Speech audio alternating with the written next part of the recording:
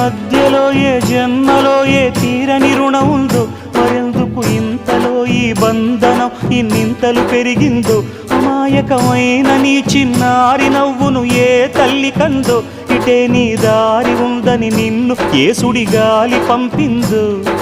పాపం పుణ్యం దేవుడికెరుక, పేదకు దొరికిన బంగారు కణిక, పాలు వెన్నాలేవని అనక ప్రేమను తాగి పెరగవెసిలక.